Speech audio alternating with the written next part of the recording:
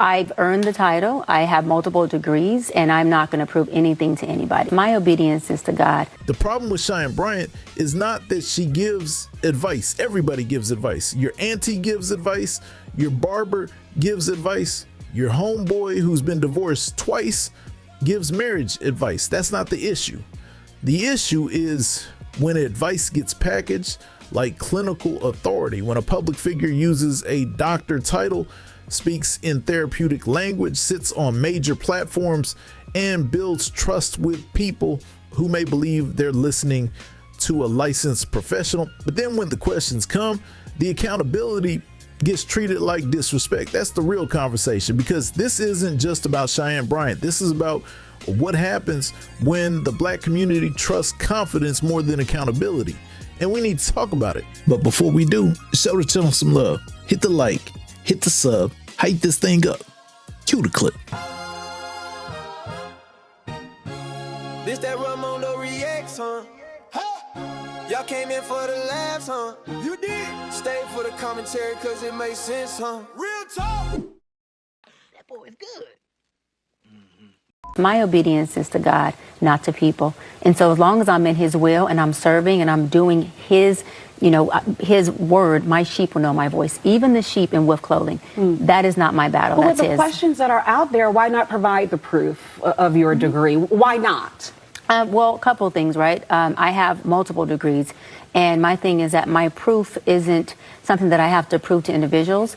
My proof is already within my credentials, my degrees, and also more than just my titles. It's in how effective I've been. Now, see, this is where the disconnect starts for me, because if your public brand is built on expertise, credentials, and authority, then people asking for the proof of that authority is not disrespect. That's accountability. Nobody is asking you to wear degrees around your neck. Nobody is saying you can't be intelligent. Nobody is saying you can't have life experience.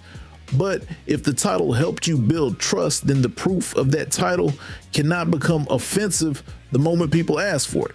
That's not how authority works. If I walk into a room and say I'm a licensed attorney, people have the right to ask where I'm licensed. If I say I'm a medical doctor, people have the right to verify that. If I say I'm a licensed therapist and people are trusting me with trauma, relationships, suicidal thoughts, depression, family wounds, and mental health struggles, then verification is not hate. Verification is protection. And that's the part people keep trying to skip. Having a doctorate does not mean someone is a licensed mental health professional. You can have a doctorate in literature and be unlicensed, and you are still a doctor. You can have a doctorate in education and hold an LPC, being a licensed professional counselor, and you are a licensed mental health professional, and you are still a doctor, but your doctorate is not in psychology. When evaluating anyone's credentials, it's really critical to look at two things: what their doctorate is actually in, and whether they hold a relevant clinical license. In this case, the person you're about to hear from is unlicensed. I'm going to break down why that matters and why this particular message is harmful, especially to the Black community that she claims to be serving and that I actually serve. A license is really only needed so you can bill insurance. That is incredibly misleading. Yes, you do need a license to bill insurance, but that is not why licensure exists. Licensure protects you. It means I have completed specific education and supervised clinical hours, passed rigorous exams, and I'm accountable to a regulatory board. If I breach confidentiality, if I cross ethical boundaries or harm you, you have somewhere to file a complaint and be sure that I'm held accountable. A license is not paperwork just for billing. It's a consumer protection. When someone drops or loses or no longer has a license, they're not solely avoiding the insurance hassle. They're also removing your recourse if something goes terribly wrong. That right there is the whole issue. A license is not just paperwork. A license is not just something you get so insurance can pay you. Licensing exists because vulnerable people need protection. That's why boards exist. That's why complaint systems exist. That's why supervision exists. That's why ethical rules exist. The California Board of Psychology, for example, specifically gives consumers ways to verify a license and file complaints. And the state's Department of Consumer Affairs says licensing and enforcement help protect consumers from unqualified or unscrupulous individuals. That's the difference between advice and therapy. Let me make it plain. If you've been married 20 years and you want to give marriage advice, cool. That's wisdom.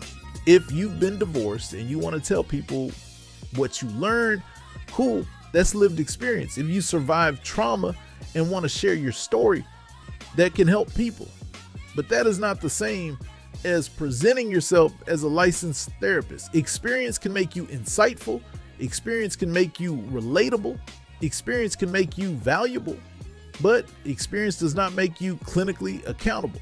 And when people are hurting, that distinction matters, because the person watching may not know the difference between a coach, a mentor, a public personality, a doctor, a therapist, a psychologist, and a licensed clinician. They just hear the authority. They see the title. They trust the room. And that's why the person using the title has a responsibility to be clear. So I want to make this very clear. I want to thank everybody for support, but also you have your naysayers in the background. Me speaking out is not about me trying to tear somebody down. It's not looking for a platform. I want to educate us. And it's so sad that when we speak up and talk about issues that are going on in our community, the people who speak up get attacked. When you suffer from PTSD and you had 2 suicide attempts, you think I wanted to reach out to her looking for platforms? You think I wanted to reach out just for myself? No, I wanted to help, which is what I have now. And suffering from a traumatic brain injury, things look different for me than everybody else. So please don't put your experiences on me. But what I will say, encourage each other and speak up when things go wrong. Don't attack people for speaking up. Encourage people to speak up.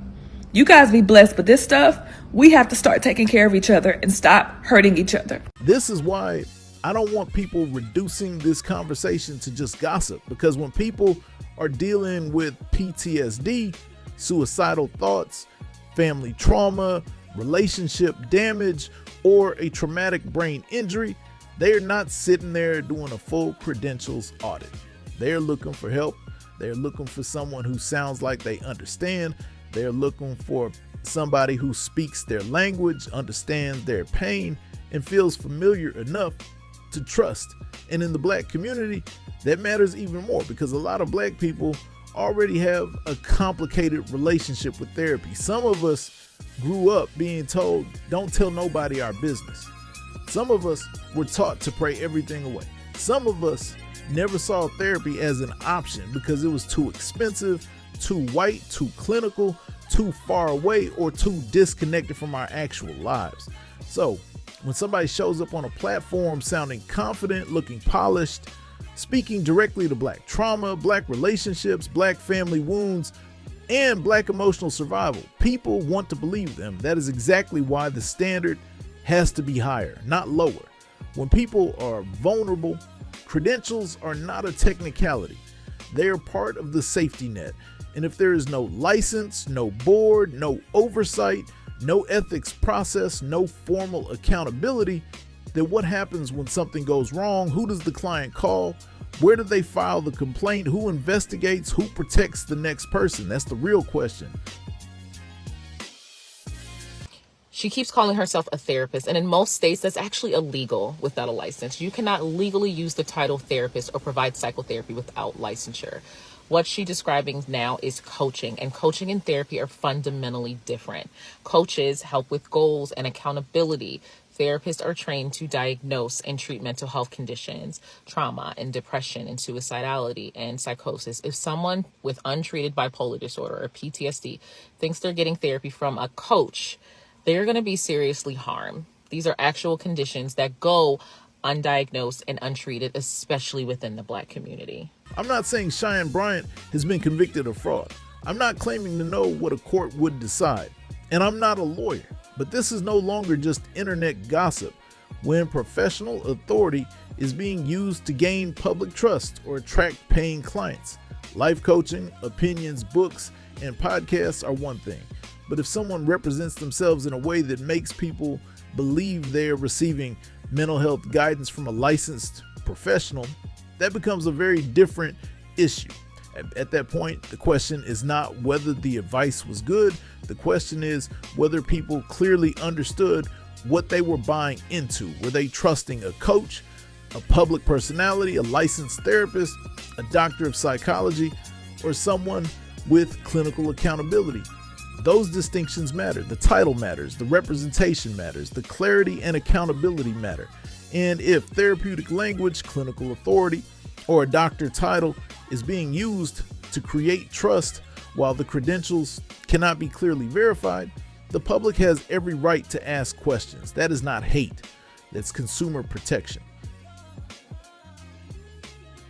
Did y'all hear that lady say that the accredited university where she completed her PhD program shut down and handed over all records, including transcripts, to a third party, only to discover that that third party, you have to laugh at this, I'm sorry, only to discover that that third party gets rid of all records, including transcripts, after 2 years.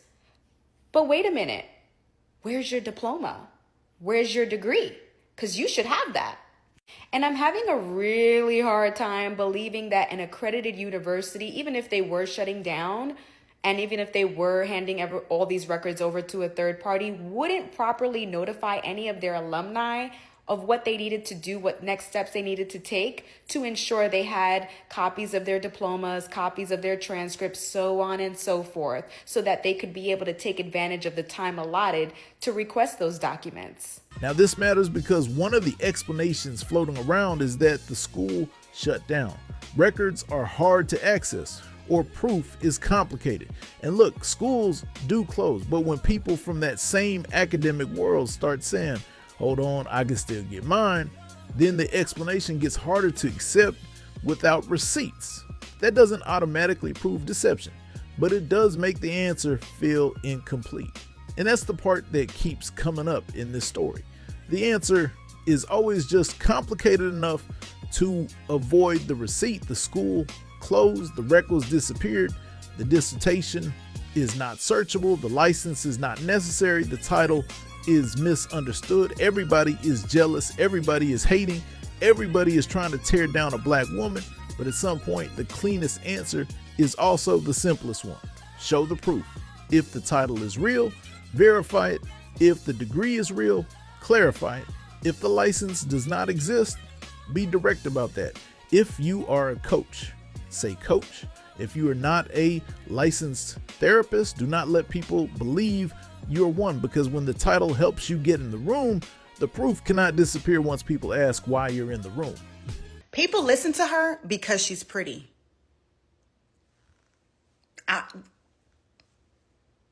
People listen to her because she's pretty, and there is a privilege in that. Additionally, there's also an accountability with that, of which she will not ever have. And Cheyenne Bryant, you can come to the front, because I am a current graduate student getting my second master's degree in marriage and family therapist to ultimately become a licensed clinical therapist.